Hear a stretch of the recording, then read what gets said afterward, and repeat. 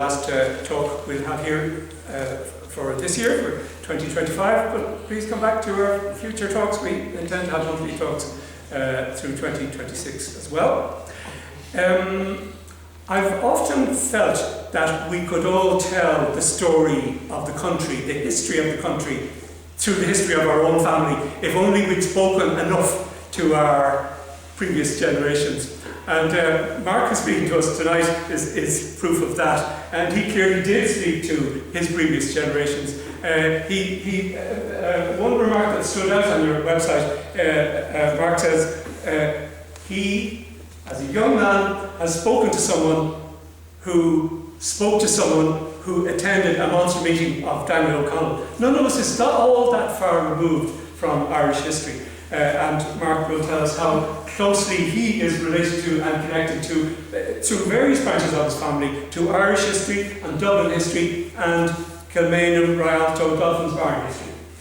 Mark. Thanks, Francis. Thanks to everyone for making the trip. Some of you made a long trip, so I'll try and be entertaining and informative. And in my tour of the Flanagan family, who, as you know, I think there are many Flanagans and people who married Flanagans here, as you know, are my family. But the thing about the Flanagan family is they're very much a West County Dublin family. So let's take a look. They're one of the, I have a big website, as many of you may know. And I have 100 web pages on the Flanagan family, which probably makes up about 500 A4 pages. So I've written a big book on the Flanagans if you were to print it out, and I guess it should be printed out one day. So oh, actually, wait a second. And little update. There we go, yeah. So it's the sixth biggest family. So basically, I grew up with a bunch of interesting families. We were just talking about Humphreys and O'Reilly, and two of my ancestors were actually jailed in here, which is my grandfather Dick Humphreys on my father's side, and his mother, who was also a revolutionary. So they were both actually jailed in Richmond Barracks after 1916. So I got interested as a young man, as a teenager, in putting together the family history, and it was thanks to one, having interesting stuff to look at to begin with, both on the Flanagan side, which is what we're going to talk about, and the Humphreys and other sides, and it was two, because of my mother, and here she is at her wedding day. It's a great picture with a guy called Alfred O'Reilly, who you may have heard of, and my dad, obviously. Mom was brilliant. That's Finoda's sister. Finoda is here. It's great to have Finoda here at the talk. Mom was great because she seemed to kind of know everybody in Ireland. And she seemed to kind of connect everybody with everybody. That, wasn't his grandfather with Parnell when he was arrested? You know, this kind of thing. And she'd pick up stuff. And she'd pick up stuff about Dad's family history. And it was all in her brain. And I think it's fair to say that I kind of copied everything, at least related to genealogy, out of her brain while she was alive. I talked to her at length, and then that led on to interviewing various people. I think the oldest person I ever interviewed was born in 1890.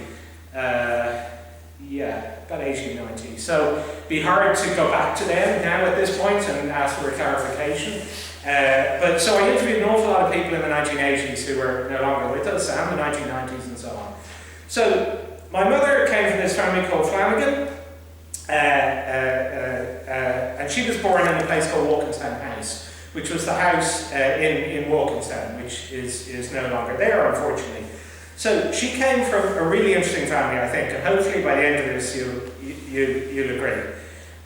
So this is her father, Finoda's father, my grandfather, and he had an interesting life, which I'm not going to go into his life in detail. We'll be here for an awful long time. He fought in World War I as a Redmond volunteer. So his family were Irish nationalists. They were Irish Parliamentary Party, and Redmond, as I'm sure you know, asked his followers essentially to join up in World War I. And so that's what my grandfather did, and he lived in Walkinstown House, and he wrote about his World War I experiences in his memoirs, which my brother, who's here as well, edited and made a book that you can get online. So Frank was an incredibly sociable guy. Unfortunately, I was only 2 when he died, and I know quite a bit about him, and I've read obviously his memoirs and so on. And so, you know, in a way, I feel that I know him to some extent. But it would have been great to meet my granddad and talk with him at length. But I was too small. So Frank grew up in a very interesting family because his father was a self-made man called Michael Flanagan, and there's a story that he told all his sons, "I have enough money, none of you need to do any work, just enjoy life." And so many of them kind of took that to heart, and some of them were actually famous as drinkers, and that's actually, you know, written up by people like Miles McGoplin. I think Flanagan wrote about 2 of the Flanagan brothers as legendary drinkers and party givers and so on. So one of them was famous as a practical joker, right? So you have to come from a very strange family if you're famous as a practical joker. You've got to have money, and then you spend your life doing practical jokes. So we're going to talk about him in a bit. But here's a couple of photos I just wanted to start with. So I think I had something there which was start with the known and work backwards. So if I was doing a PhD in history, I might just launch straight into 1550 and some archives in 1550 and start working all of that. If I'm doing genealogy, it matters that whatever I'm talking about later is connected to earlier, genealogically speaking. Now, whether genealogy matters is another question. But if it's my family, I have to start with the present and work slowly backwards. So that's how I'm going to do the talk. So we did have some photos. This is a lovely photo here. Finola, you've probably seen it. That's Mum, that's my mother, with my grandfather at this place, Walkinstown House. And then there's, Finola, this is you yourself, I believe, Walkinstown House, in the 40s. Now, the Flanagans weren't great at taking photos. So there's some families, you know, there's just hundreds and hundreds, thousands of photos. I don't know what happened to the Flanagans. They lost them all, or they didn't take them, or whatever. But very few photos. So growing up, I had these kind of slight corners of Walkinstown House, and I tried to figure out what it looked like, and I Googled and looked in books, old school, and I couldn't find any pictures of Walkinstown House. But then one day, so I think my mother got onto it, of course, as a mission, and she tracked down the Mansfield O'Flynn's, I think is their name, and they lived in the house. Mum knew they lived in the house after our family, so she tracked them down, and they had colour pictures. So that doesn't look too good. I'm going to just show you what it looked like. I'm going to show you, tragically, the site today. And then you may realise you've passed it by. And then we have a couple of houses we're going to talk about. They're not all necessarily immediately in Crumlin, but they're West County Dublin anyway. So here's the house. There's an avenue up to it, and then you can go around to the front. And we had 2. That's as good as we get, but there's not bad pictures of the house around to the front. So finally, I could kind of picture it. This is what Walkinstown looked like before all the housing estates. So all green fields and farms, and the house, which isn't really that huge a house. Everything else is outbuildings. These are all stables and things. And there's the avenue. You can go around to the front. And I think there's a stream, Finola, that you fell into as a child or something. Wasn't that it? And somebody shouted, "Man, save my sister." Was that Mum or Peggy? That was Peggy. Peggy. I was totally disobedient child. And I probably stood on and there was a man coming in the cars coming in the gate. And Peggy was She said, "Now, come and save my baby sister." I love it. Yeah. Yeah. So Peggy was the third sister. And I didn't know Peggy. She died when I was a teenager. So this was all. You have to kind of imagine it now because it's all vanished. Well, at least the ground is still there, but it's dense with housing. So Walkinstown House is kind of interesting. There's two characters we're going to meet shortly, which is William Flanagan and the bird Flanagan. So Walkinstown House was a family property since at least 1871 and up until my grandfather sold it in 1959. And it was lived in by multiple generations of the family. Originally by my grandfather's uncle, who was the guy who first ran in politics. So we're going to talk about him. Then after he died, one of the next generation lived in it, this crazy guy called the bird Flanagan. Then after he died, my grandfather got married, I would say late in life to get married. He got married in his, late 40s, was it? Or, yeah, actually more than 45, yeah.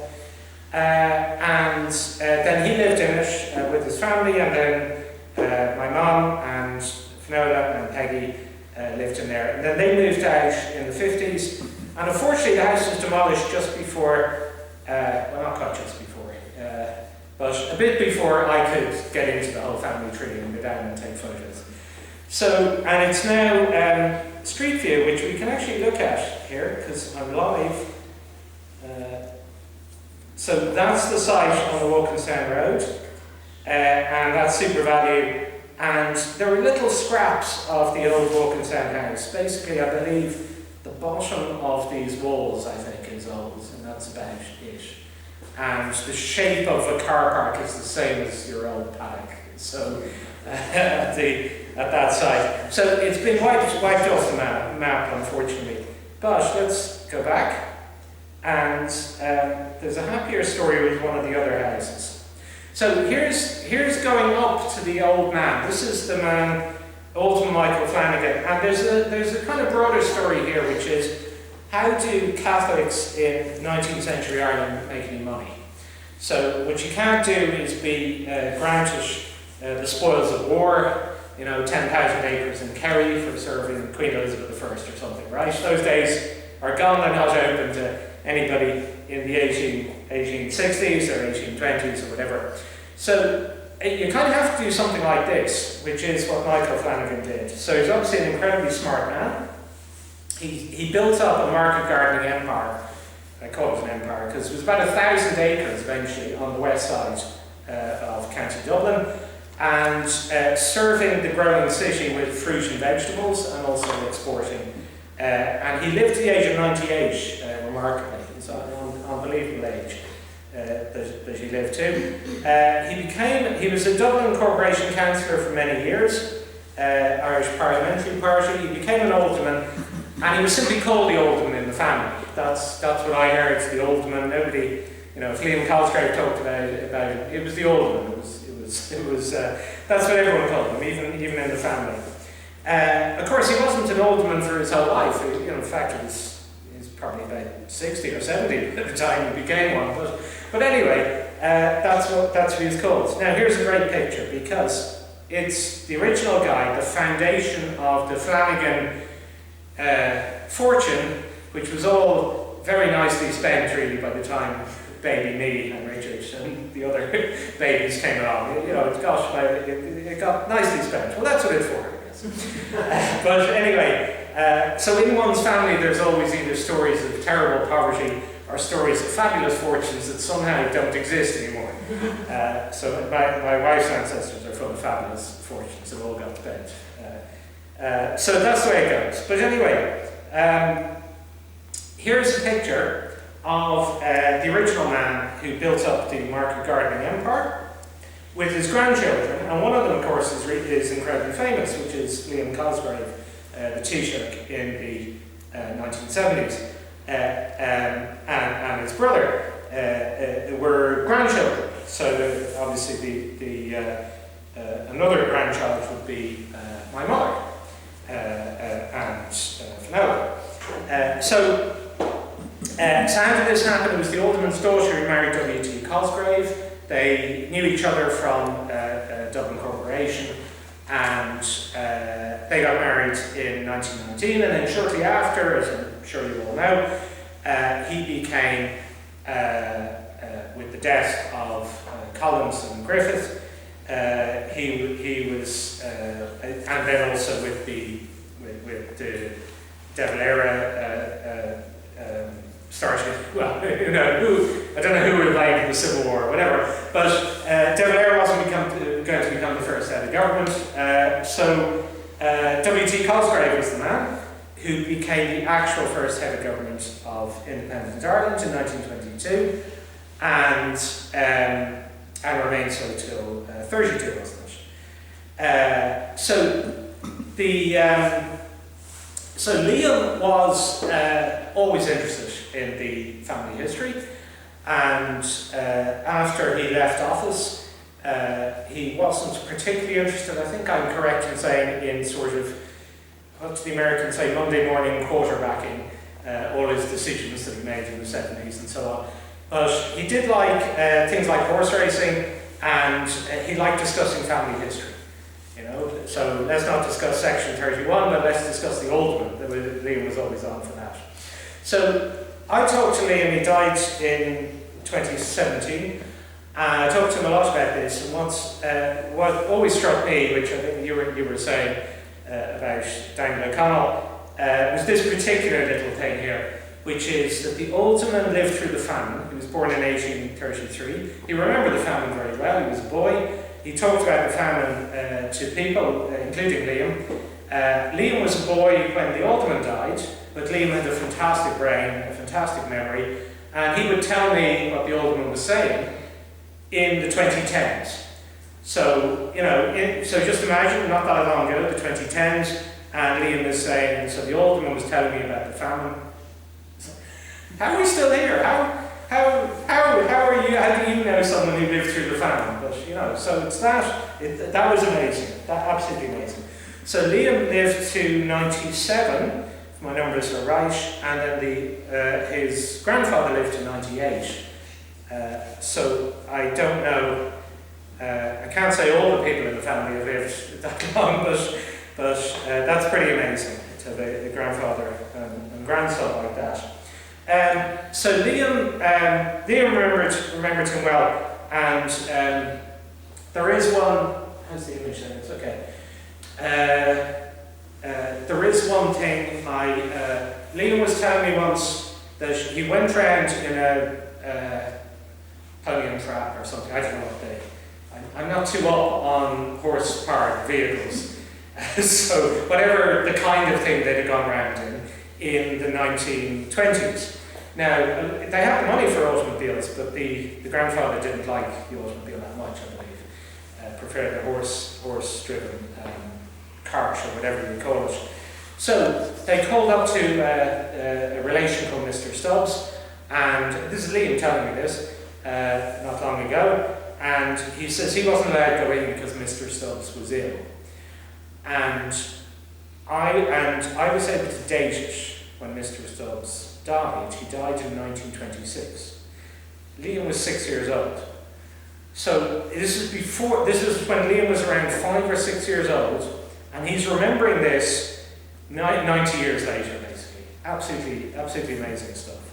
So do interview people. It's amazing what's in their brains almost a century later. Now, at least there's some Kilmainham interest. So I want to talk about where the Alderman lived. Now, he hardly lived at this place for more than about 2 years, but it's such a cool place, and it's a bit of a mystery as to why he lived there. So you all know the Royal Hospital, I'm sure. Now, what you might particularly have noticed, or just in passing, is the garden lodge. So down the bottom of the garden, there's the garden, and that's this one here. There's my mouse there. Yep, that one there is the garden lodge, and that was meant to be the gardener's house. So Michael Flanagan, who wasn't yet an alderman and wasn't yet very wealthy, lived shortly after his marriage for a couple of years in the garden lodge. Now Liam had a story that he wasn't the gardener, it was up for rent, that there was no gardener there, so they rented it out. And what's nice is the bird Flanagan was born there, his son. So if people are keen on another plaque, they could put up one to bird Flanagan on the garden lodge because it's still there. We'll see a picture of it in a minute. That's an old Ordnance Survey map. And here's the bird search of the bird Flanagan in 1867. And here's something like, if there is any Royal Hospital specialist here, or you know one, there might be some research to be done here. This is an interesting one because the father is listed as a pensioner. Now, the whole Royal Hospital, as you probably know, was full of army pensioners. That's where they lived. Maybe they just put that in, they didn't know what it was, they forgot, or sometimes these things are transmitted from person to person until the person writes it down, they get a message from somebody else. But maybe he was in the army, who knows? I don't know much about what he did in his 20s. He only really starts getting going on his business in his 30s. So possibly he joined the army, who knows? He was an Irish nationalist later, but that wouldn't necessarily be in conflict with him joining the army in his 20s for a while. Now, why be a pensioner? Anyway, who knows? So maybe I'll discover he did work as a gardener. Here's the garden lodge today. It's a lovely building, built in the 1730s. In the gardens, which are lovely. If you haven't been there, everybody has to visit the Royal Hospital. But I had a treat because my son Thomas did an art project, and they're all based in the Royal Hospital, and they got entrance into the garden lodge, which, by that I mean the upstairs and the downstairs, which is, or at least then is not open. I don't know, you might correct me if it's all open now, but they seem to be taking their time doing a job. So I don't know if it's open at all. There's a little display downstairs, but the rest was normally locked last time I saw. But it's still all locked, is it? Yeah. So it needs a bit of work, is the problem, I think. But they didn't mind letting the art students in, because of course they can work anywhere. I mean, what a great place. So the art students somehow were in this building, doing some things, making their art in such a gorgeous setting. And that's what it looks like upstairs. So I used Thomas to get into the building, and probably wasn't meant to, but nobody stopped us. And that's the view that the Alderman had out the window of the main building of the Royal Hospital. And as you probably know, the Royal Hospital is a 17th century building. It's amazing. It's so, it's what, the grandest 17th century building in Dublin, certainly, I think. So it's an amazing building. The garden lodge is maybe 50 years later, newer. But that was their view upstairs. And I took a video here, so if nobody has been upstairs, which, again, I was interested in the garden lodge for decades, 40 years before Thomas managed to get me upstairs. Now, had I made it my mission entirely to get upstairs and written to the Office of Public Works, probably I could have got in. But anyway, Thomas got me in. So here's what it looks like, and you might realise, if that plays, that there's no audio, don't worry, is that it's a very weird space. It's not a family home. I don't know what Michael Flanagan was thinking of renting this place out, Was he just an artist himself and he just wanted to live somewhere beautiful? And then after 2 years his wife said, we've got a baby now, it's the bird, and they had another baby there, I think.